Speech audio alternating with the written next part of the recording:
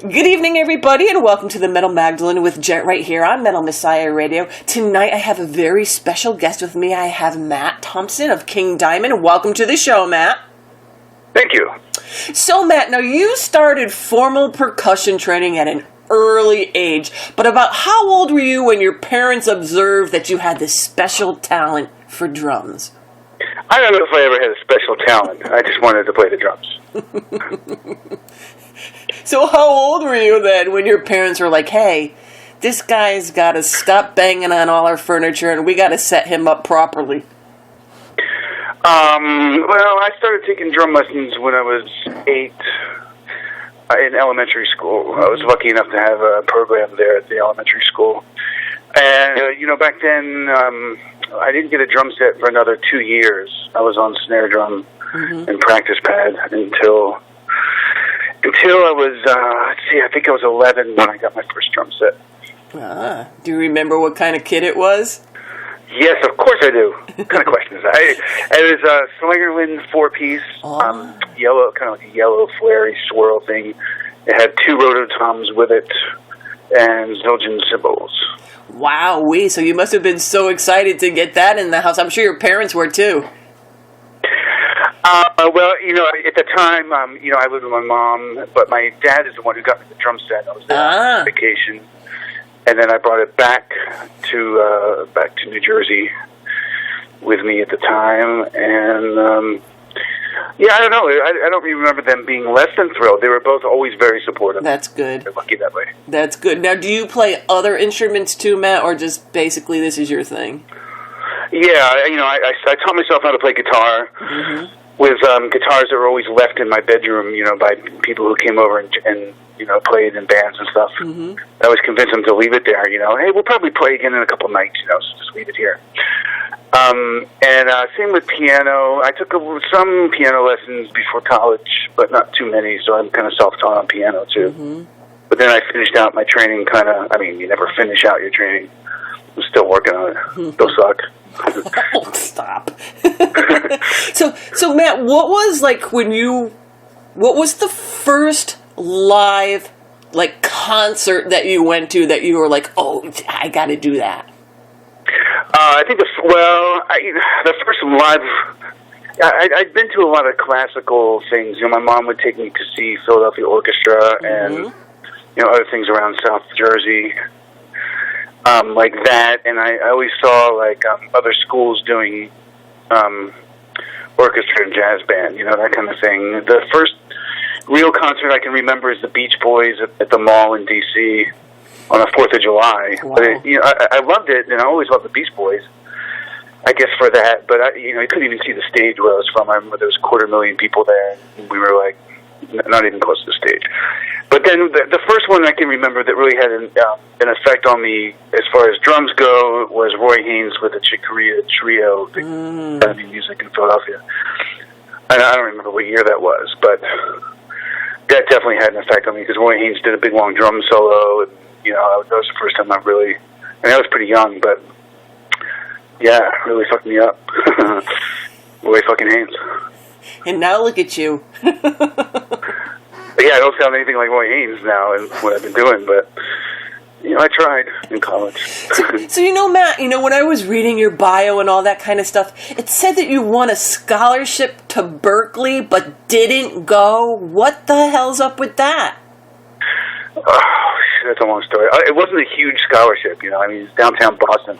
So it would have maybe paid for subway tokens and laundry. But okay. I applied to Berkeley when I first got out of high school, and I wanted to go, but I was kind of except for my music classes, I was kind of a derelict in high school, so I didn't get into Berkeley. So I decided to go to community college, and then fate took me to Dallas in '91. And while I was there, I was in the process of getting my grades together so I could get accepted to Berkeley.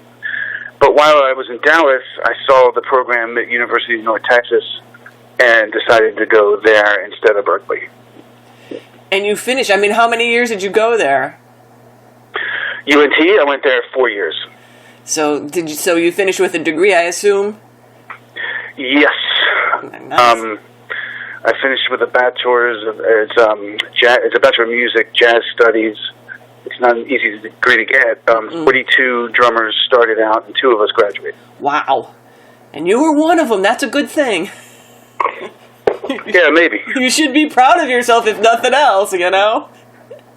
Well, I mean, it's not really fair just to put it, end it that way, because a lot of the drummers that dropped out, they decided that jazz wasn't for them, or they didn't want to do all the mallet requirements. For example, one guy dropped out after a couple semesters, but I mean, it wasn't because he wasn't good enough.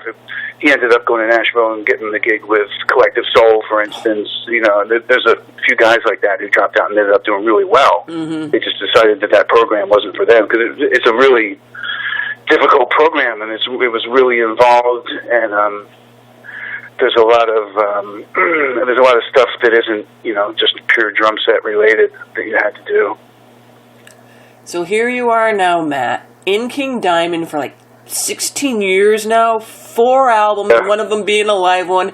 Sometimes I even hear, "Oh, he's the new guy." I'm like, "You? Where the hell have you been?" I'll always be the new guy. I'll always be the new guy. Yeah. For almost 20 years. So Matt, how do you approach the writing process and all these albums? And has one of them ever been like the most challenging of all that you've ever had to participate and write on? I don't know. I mean, as far as writing goes, that's a difficult term to kind of get behind, but. Mm-hmm.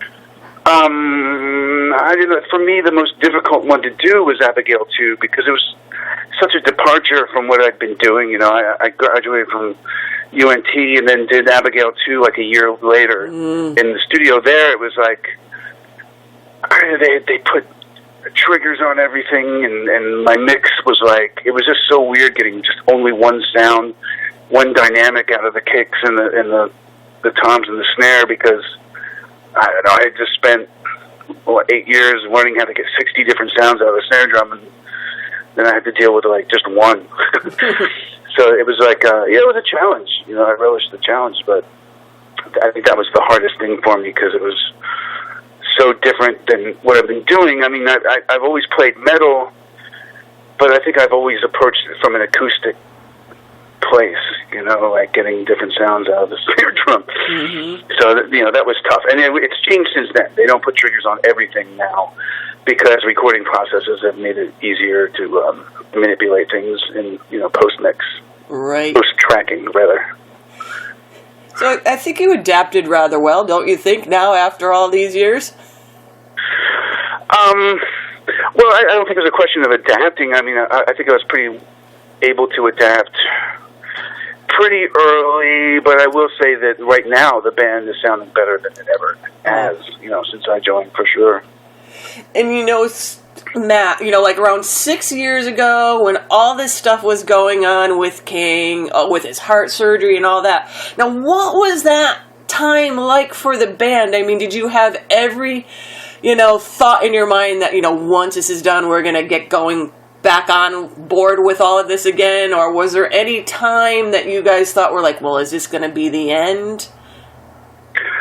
I don't know. I think all those things went through our heads, at least mine. I didn't know.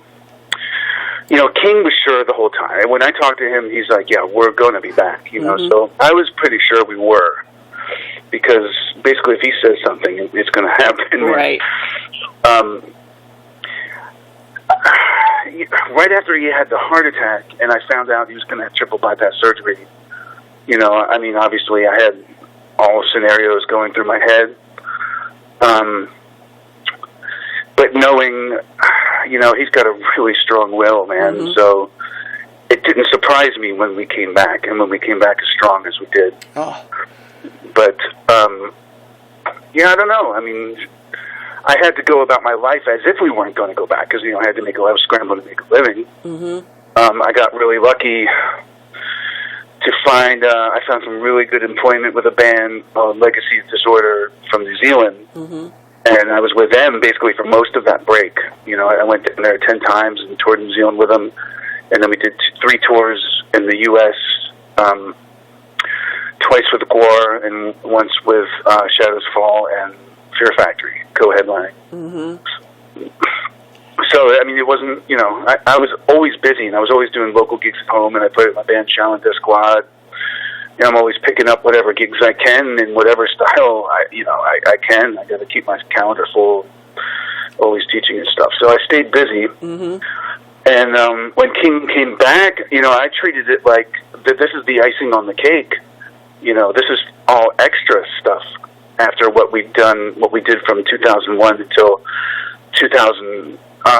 Basically 2007, and it turns out that from 2012 until now, I mean, that is the biggest part of what I've done with King Diamond. I think, man, with all the tours, we've done a lot more since then than we did in the period from 2001 to 2007, except for recording. I mean, we did more albums, and we did all our albums then. We haven't done one, but the thing is, all these tours keep getting thrown at us. I think the demand the demand really built up during that break. Right. So once we started playing, started getting all these tour offers. For instance, Mayhem. I know that was something we couldn't turn down. Opening for Slayer all summer long. It was just incredible. And you've had a pretty successful, the Abigail tour, and you've been going on some, like you said, extensive touring since he came back. And so what has that experience been like for you throughout the years, Matt? All this touring experiences with King Diamond? Oh, it's the best times of my life. What can I say? He's a metal legend. The band is awesome. The crowds are amazing all the time. It's beautiful. It's a dream come true. It's what I've always wanted in my life. And Matt, you were nominated for a few Grammys too, right? Tell us a little bit about that. Just being nominated must have been holy shit moment. Yeah, it was holy shit twice. They were both in the same year. It was both 2007. The one was for Best Metal Performance, which is for the song Never Ending Hill on Give Me Your Soul, Please. That's the last King Diamond album we did. And we lost to Slayer. The nerve. Whatever.